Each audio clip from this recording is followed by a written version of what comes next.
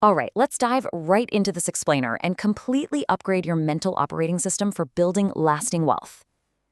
If you look at the most financially successful people in the world, they don't just have different bank account balances. They literally have an entirely different way of viewing the world.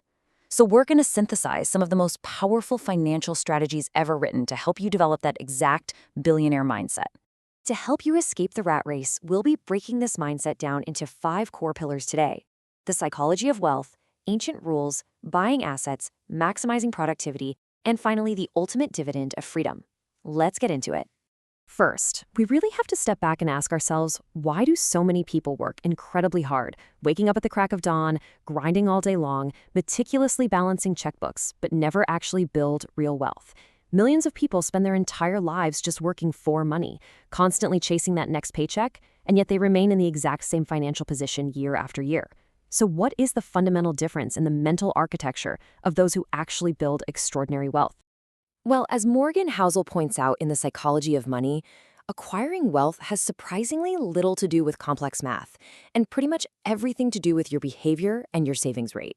We often think, oh, I need a massive salary, or I need to pick the absolute perfect stock to get rich. But the reality, financial success is not a hard science. It's a soft skill. It's entirely about how you behave with the money you have.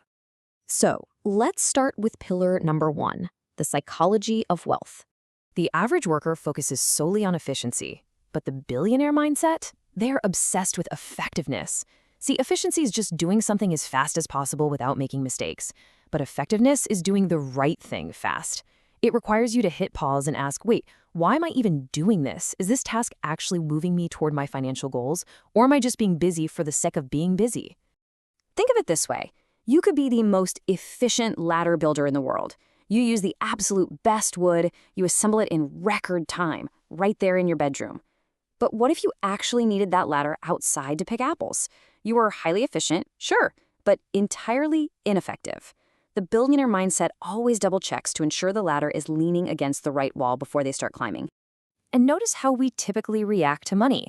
Most people let the fear of not having it drive them to work, and the greed for shiny new toys drive them to spend. They're basically like a donkey chasing a dangling carrot, just reacting on autopilot.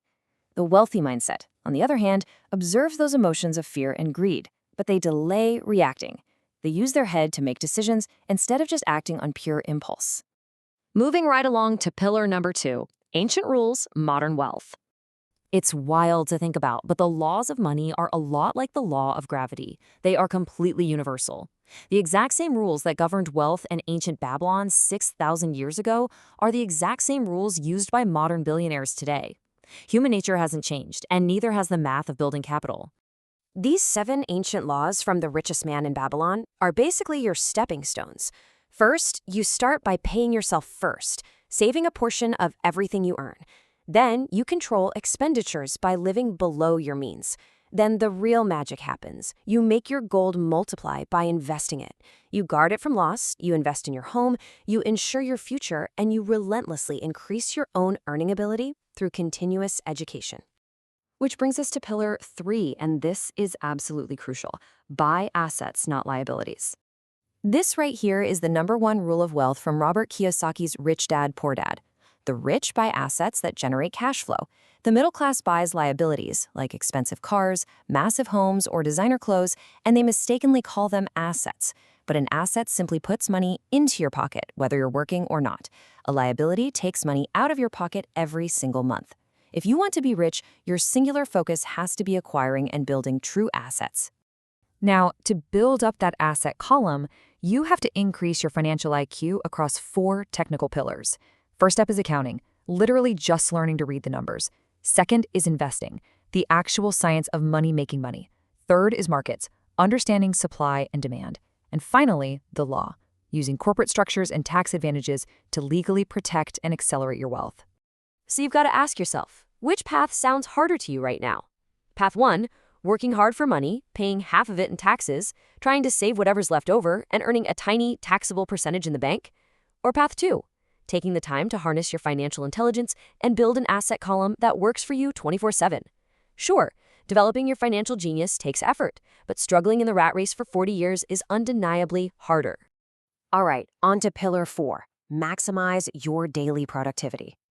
You must be absolutely ruthless about managing your workplace productivity. Why? So you actually have the time and mental energy left over at the end of the day to build your own business and your own asset column.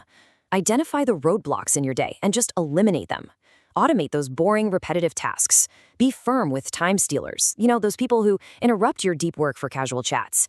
And stop being a perfectionist when 95% is good enough to move the needle. Reclaim your time at work so you can invest it in your financial education. And instead of spreading your energy thin and going super wide, you must harness the power of your brain and laser focus your efforts. We're always told to diversify, right? But the billionaire mindset understands that massive wealth actually comes from intense concentration.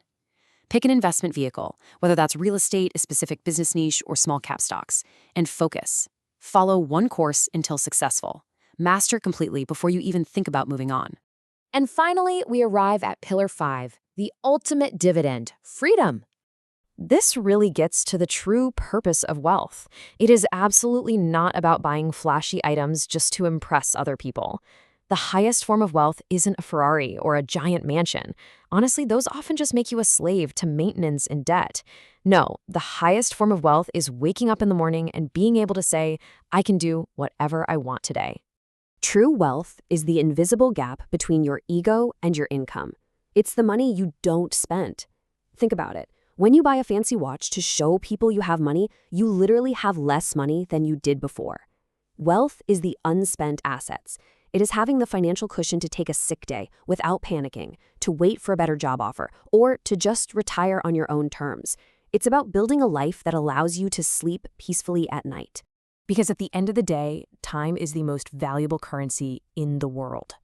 When you buy assets, you are not just buying a stock or a piece of real estate. You are buying back your own life.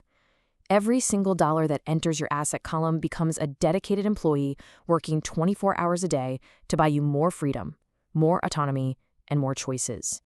So as we wrap up this